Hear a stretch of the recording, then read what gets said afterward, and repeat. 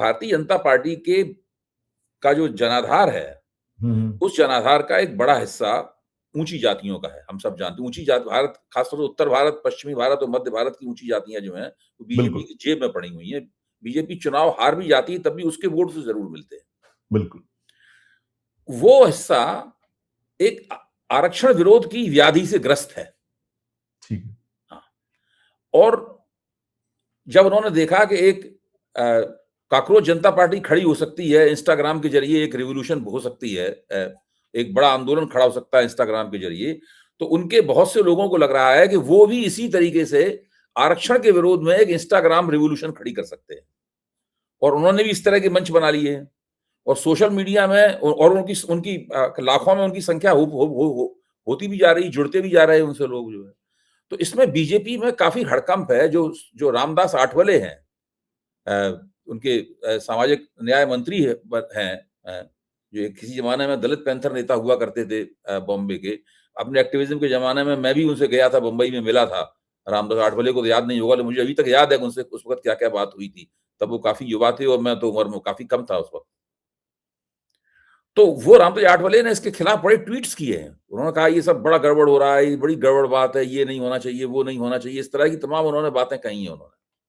तो अभी इसी तबके को यूजीसी नियमावली का विरोध करने के दौर में हम देख चुके हैं कि उन्होंने कितना उग्र विरोध किया था और जिस तरीके से जंतर मंतर पर नरेंद्र मोदी और अमित शाह के पोस्टर फाड़े गए, उनको गालियां दी गई या उनको अपमानित किया गया, और कुछ इस तरह के अपशब्द भी कहे गए जो नहीं कहे जाने चाहिए थे। इसी तरह के अपशब्द इस ऊँची जातियों वाले हिस्से ने नरेंद्र मोदी और अमित शाह के लिए कहे थे। इन्होंने इतने आवेश में थे कि उन्होंने मंदिर में देव प्रतिमाओं के सामने खड़े हुए कसम खाई थी कि अब दोबारा बीजेपी को वोट नहीं देंगे। फिर धीरे-धीरे करके इनका आंदोलन दब गया। उस एक तरह से उसका सर जिस तरह पुलिस इनके पीछे पड़ी हुई है, जेन ज़ी के पीछे पड़ी हुई है, उनको तो बीजेपी के लोग थे, तो पुलिस ने उनको कोई कुछ नहीं किया और उनको वो अब ये जो हो रहा है, अगर ये फिर से उभरता है, तो एक तरफ से तो बाएँ बाजू की राजनीति करने वाला ये जो तबका है जेन ज़ी का, उसका दबाव पड़ेगा और दूसरी तरफ ये बाहर है बीजेपी के। बीजेपी के भीतर जो है, दाएँ बाजू की राजनीति करने वाले तबके का भी दबाव बीजेपी के ऊपर पड़ेगा।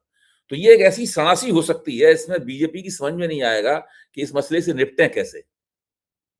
अभय जी, मैं आपको इसको दूसरी तरह से बताता हूँ। जी। अमेरिका में अभय जी, एक तबका है उसको व्हाइट सुप्रीमेसिस्ट बोलते हैं। हाँ। आपको इससे जल्दी समझ में आ जाएगा, आपके ऑडियंस को भी इससे जल्दी समझ में आ जाएगा। हुँ, वो तबके का मानना ये है कि अमेरिका के रिसोर्सेज़ पे व्हाइट लोगों का सबसे पहला अधिकार है। हुँ, उसको अपने आप को वो व्हाइट सुप्रीमेसिस्ट बोलते हैं और वो वही जो व्हाइट सुप्रीमेसिस्ट लोग हैं, वही मागा का सबसे ज़्यादा कोर वो है ऑडियंस या कोर हुँ, उनका जो मेंबर है। हुँ, तो व्हाइट सुप्रीमेसिस्ट क्या सोचता है? हुँ, व्हाइट सुप्रीमेसिस्ट ये सोचता है कि अमेरिका पे हुँ, मेरा पहला और मेरे व्हाइट होने का पहला अधिकार है। हुँ, मेरे को जॉब सबसे पहले मिलना चाहिए, मेरे को जो पैसा आ रहा है उसका 90% मिलना चाहिए। ये अमेरिका मेरी वजह से चल रहा था, ये अमेरिका मेरी वजह से चल रहा है हुँ, और हुँ, मैं ही अमेरिका हूँ। हुँ, जब ये व्हाइट सुप्रीमेसिस्ट अपने ही मंत्रमुग्ध रहते हैं हुँ, ये जब जाते हैं ग्राउंड पे, तो हुँ, वहाँ पे बहुत बड़ा तबका उनको दिखता है ब्लैक्स का, हुँ, इमिग्रेंट्स का, हुँ, जिन्होंने आके इस देश को बनाया। जब उनको वो तबका दिखता है, तो वो उनके कंट्रीब्यूशन को अंडर एस्टिमेट करते हैं या अंडरमाइन करते हैं। हुँ, ब्लैक्स लोगों ने अमेरिका में बहुत कंट्रीब्यूशन किया है, जो अमेरिका आज है। हुँ, इमिग्रेंट लोगों ने, खासकर भारत के इमिग्रेंट लोगों ने अमेरिका को बनाने में जो सहयोग दिया है या जो बनाया है, वो मतलब बताया नहीं जा सकता। हुँ, मेक्सिको के लोगों ने जो बनाया है, वो बताया नहीं जा सकता। जी। जब ये सब बातें ग्राउंड पे इनके सामने रखी जाती हैं या आती हैं, हुँ, तब इनको एक इंफीरियरिटी कॉम्प्लेक्स या इनको एक डर सा महसूस होता है कि ये सच्चाई है, लेकिन हम इससे भागे कैसे? हुँ, तब एक राइट विंग पॉलिटिक्स का पॉलिटिशियन आके अपना जाल बातों का जाल फेंकता है हुँ, और उनको एश्योर करता है कि अमेरिका पे फर्स्ट रिसोर्सेज पे आपका अधिकार है हुँ, और इसके लिए मैं कई तरह के कानून बनाऊंगा, इसके लिए मैं इमिग्रेंट्स को भगाऊंगा, हुँ, इसके लिए मैं जो मांगा है, मेक अमेरिका ग्रेट अगेन बनाऊंगा, सब बातें करके वो अपनी राजनीतिक रोटियां सेंक लेता है। लेकिन राजनीतिक रोटियां और सच्चाई दोनों अलग अलग चीजें हैं। जब इन दोनों का मेल नहीं होता तब जाके क्लैश खड़ा होता है। यही स्थिति भारत में है भाई जी। भारत में एक तबका किसी ने भी काउंटर कर लिया हो या कलेक्ट कर लिया हो, वो जो समझता है कि भारत के रिसोर्सेज पे पहला अधिकार हमारा, और उस बात को वो रिजर्वेशन नहीं होना चाहिए, ये नहीं होना चाहिए, वो नहीं होना चाहिए, इस तरह की बातों को लेके एक पॉलिटिकल पार्टी उनसे बात करती है और वो उस नेट के अंदर आ जाते हैं। ये एक पॉलिटिकल वो हो सकती है, आइडियोलॉजी की प्रॉब्लम हो सकती है, या एक पॉलिटिकल इशू की प्रॉब्लम हो सकती है, लेकिन इससे सच्चाई नहीं बदल जाती। सच्चाई जो अमेरिका की है और जो भारत की है, वो दोनों एक हैं। भारत, अमेरिका में ब्लैक्स लोगों ने और भारत में पिछड़े वर्ग के लोगों ने, एससी एसटी लोगों ने जो देश को बनाने में कंट्रीब्यूशन किया है, उसको भुलाया नहीं जा सकता। इससे आप बात कर सकते हैं, हिंसा कर सकते हैं, कुछ भी कर सकते हैं, डाइवर्जन क्रिएट कर सकते हैं नए लेवल का, लेकिन उस डाइवर्जन से कुछ होने वाला नहीं है। आज की डेट में जेन जी ने एक चीज तो सिद्ध कर दिया भाई जी। आपको पता है इसमें धर्मेंद्र प्रधान जी का इस्तीफा कैसे हुआ? धर्मेंद्र प्रधान जी एचआरडी के मिनिस्टर थे। अभी तक भारत सरकार की जो कम्युनिकेशन की निंजा टेक्नोलॉजी है, उस निंजा टेक्नोलॉजी में क्या होता है कि अगर एचआरडी का मामला है तो हेल्थ मिनिस्टर आके एड्रेस करेगा। अगर वो फाइनेंस का मामला है तो ट्रैवल का मिनिस्टर आके एड्रेस करेगा। कॉमर्स का अगर मामला है तो टेक्नोलॉजी का मिनिस्टर आके एड्रेस करेगा। तो आप जो तो आपका कहना है कि इसीलिए हरदीप पुरी का मसला है एथेनॉल वाला, उसको एड्रेस करते थे रोड ट्रांसपोर्ट मंत्री नितिन गडकरी ही। और क्या उसमें E20 जो मामला है, एथेनॉल ब्लेंडिंग का मामला है, वो पेट्रोलियम डिपार्टमेंट का मामला है। हाँ, उसको एड्रेस कर रहे हैं वो नितिन गडकरी, उनको लेना देना नहीं है। वो तो आए, आप रिस्पॉन्सिबिलिटी फिक्स नहीं कर सकते। ये निंजा टेक्नोलॉजी बोलते हैं इसको अभय जी। जेन जी ने इस निंजा टेक्नोलॉजी को तोड़ते हुए एचआरडी मिनिस्टर को घेर लिया। उन्होंने ये प्रूव कर दिया कि हेल्थ मिनिस्टर का काम नहीं है, ये एचआरडी मिनिस्टर की गलती है। इस वजह से इस्तीफा हो पाया। तो जेन जी इन सब डाइवर्जेंस की टेक्नोलॉजी से थोड़ा सा समझदार है, क्योंकि वो समझता है कि उनके पेरेंट्स ने डाइवर्जेंस से कर करके देश को कहां पहुंचा दिया। तो इसलिए वो चल नहीं पा रहा। यही अमेरिका में नहीं चल पा रहा भाई जी। यही दिक्कत अमेरिका में आ रही है, अकेली भारत में नहीं आ रही है। अच्छा, आपने जो समानता रखी है ट्रंप की दुर्गति में और मोदी की दुर्गति में, जो समानता रखी है, संभावित दुर्गति भी मैं कहूंगा, अभी दोनों सत्ता में हैं और जमे हुए हैं सत्ता में, जो मन में आ रहा है वो कर रहे हैं। इसमें एक छोटा सा अंतर मुझे दिखाई पड़ता है, वो मैं आपके सामने पेश करना चाहता हूं।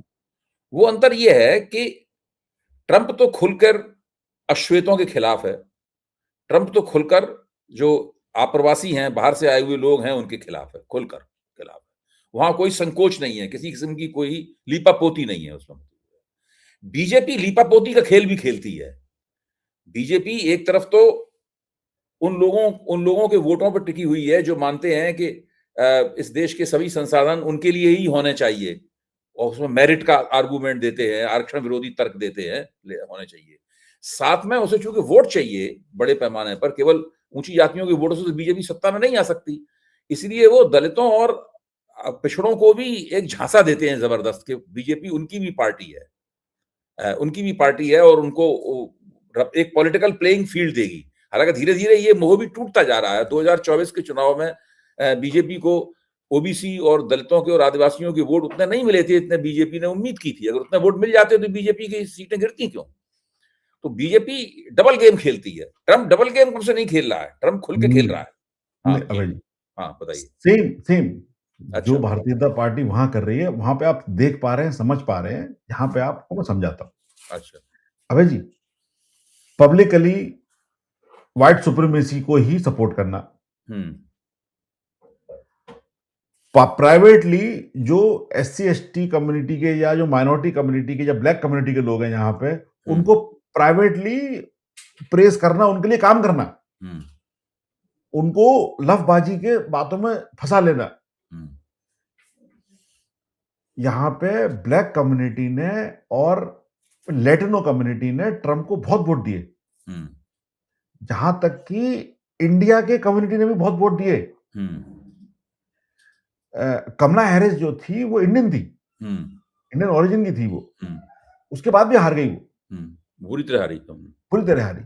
नहीं, ये इनको इन कम्युनिटी ने वोट दिए, वही तिलिस्म नहीं टूट जाए, अच्छा। इसकी चिंता है कि हम आप कर कुछ रहे नहीं उनके लिए, आप इंडियंस को भगा रहे हैं, पीट रहे हैं। कई जी रोज 1 या 2 इंडियन हेट क्राइम का शिकार होकर मर रहा है यहाँ पे, रोज।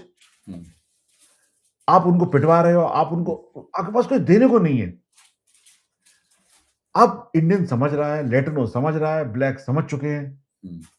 यही प्रॉब्लम भारत में फेस हो रही है। आप बंगाल में मछली खा गए, आप नॉर्थ में तो मछली नहीं खा पा रहे, वहां तो आप गाय बचाने की बातें कर रहे हैं। आज मोदी जी न्यूजीलैंड में गए थे, वो मीट एक्सपोर्ट की बात कर रहे थे। भारत से मीट एक्सपोर्ट कैसे हो सकता है? क्या भारत का मीट एक्सपोर्ट बंद हो गया? और खासकर गौ मीट का एक्सपोर्ट, तो दुनिया के सबसे बड़े एक्सपोर्टर्स में से एक है बीफ का भारत। फिर कैसे आपने कैसे आप, मैं कह रहा हूं गाय काटने पे तो आपका अधिकार नहीं है, मान ली किसी ने काट दी रात को, एक्सपोर्ट तो आप ही करवा रहे हो। आप कैसे, आप एक्सपोर्ट कैसे हो सकता है बिना भारत सरकार की मर्जी के? मैं तो ये समझ में नहीं आ रही भाई। उसमें फॉर्म होता है, उसमें वेरिफिकेशन होता है। नहीं, वो तो भारत सरकार की मर्जी के एक्सपोर्ट कैसे हो सकता है? सही बात है। तो वो अमन कर रहे हैं, हो रहा है एक्सपोर्ट, तो कहीं ना कहीं तो कॉन्ट्राडिक्शन है ही रियलिटी में। यही कॉन्ट्राडिक्शन पब्लिक में जब आने लगता है और लोग सवाल, क्या हुआ?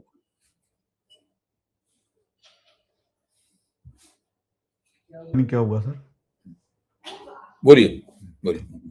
सर, जब यही कॉन्ट्राडिक्शन जो है वो एक्सपोज होने लगता है, तब जाके ये दोनों लोग बाहर निकलते हैं और इस तरह की वीडियो बना के आधी रात को देते हैं और इसको स्ट्रेटेजी की तरह बताते हैं। वो ये स्ट्रेटेजी नहीं है, ये रिएक्शन है, अपनी ऑडियंस के पास सच्चाई ना पहुंच जाए उसका। तो अब हम लोग अपनी चर्चा के आखिरी दौर में हैं। आप डोनाल्ड ट्रंप और नरेंद्र मोदी, बरक्स नरेंद्र मोदी, दोनों पहलुओं को एक साथ संबोधित कर रहे हैं इस समय।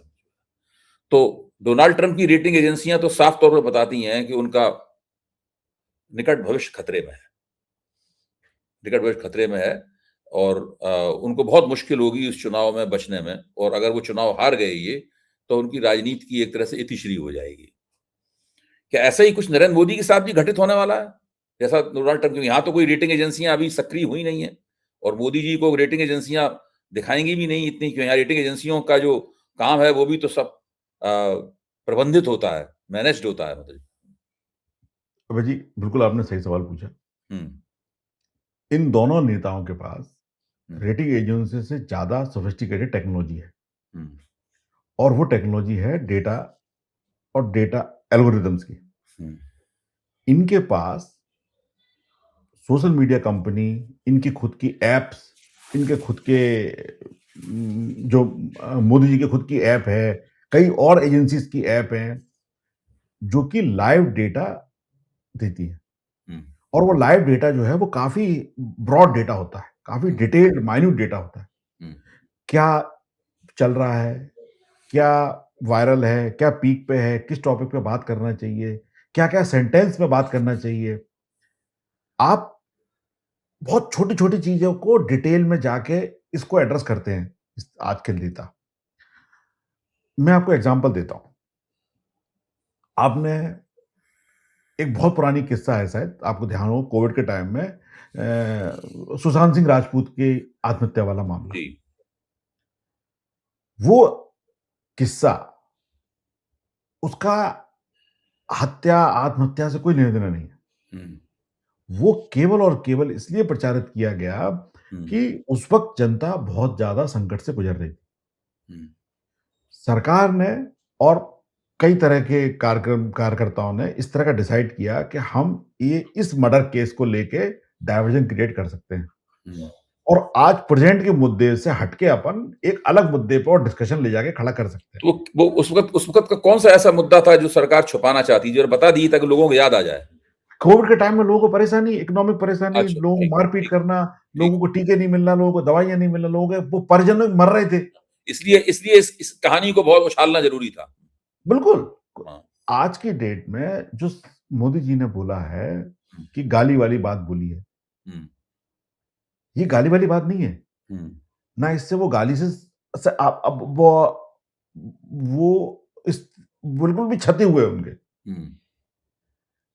उनको कुछ प्रॉब्लम नहीं थी गाली से। वो क्या करना चाहते हैं इस गाली से, वो 3, 4, 5 काम करना चाहते हैं।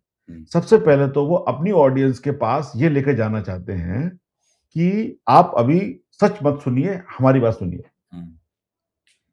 आप ये मत सोचिए और आप ये मत सोचिए कि आपके बच्चों के पास जॉब्स नहीं है। आप ये मत सोचिए कि आपके बच्चों के पेपर लीक हो चुके हैं।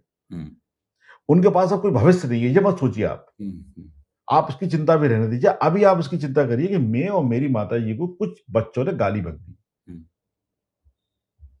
ये डायवर्जन का तरीका है। ज़ेन ज़ी बहुत होशियार है। देखते हैं क्या होता है। उनके माँ-बाप को अगर लगता है जो इनके वोटर हैं, कि हमको ये मुद्दे ज़्यादा ज़रूरी हैं, वो इस मुद्दे पे टिके रहेंगे। मोदी जी की माँ की गाली उन्होंने बोल ही दिया है कि हमें ये वो उनको सुधारना है। उद्दंड बच्चों को सुधारना है। तो हो सकता है वो सुधार लें। लेकिन एक चीज़ कन्फर्म है अभय जी। भारत में इन बच्चों का कोई भविष्य नहीं। बड़े ही दुःख की बात है। इतना बड़ा देश, इतना बड़ा टैलेंट पूल और उसके पास कोई भविष्य नहीं। और इतनी बड़ी आबादी इन बच्चों की 25 से 30% भारत की आबादी सीधी जेन ज़ी है। यही तो मैं आपसे कह रहा हूँ। जब मोदी जी 2012 में उन्होंने मुझे खुद समझाया था अभय जी कि डेमोग्राफिक डिविडेंड 40% आबादी जो है वो एक यंग आबादी है। 40% किसी कंट्री की आबादी यंग होना इसका मतलब उसके पास ग्रोथ के कितने प्रोस्पेक्ट हैं। ठीक बात। और आज की डेट में कोई जॉब नहीं बचा हुआ है। केवल 2 जॉब बचे हैं। ज़ोमैटो या उबर। और आप 3-4 साल जॉब कर सकते हैं इसके अंदर 5 साल, इससे ज़्यादा आप जॉब नहीं कर सकते क्योंकि आपकी बॉडी खत्म हो जाती है। हर बच्चा जानता है। माँ-बाप उनके देखते हैं क्या होता है। मोदी जी की स्कीम चालू सक्सेस होती है कि लोगों की जनता की आवाज़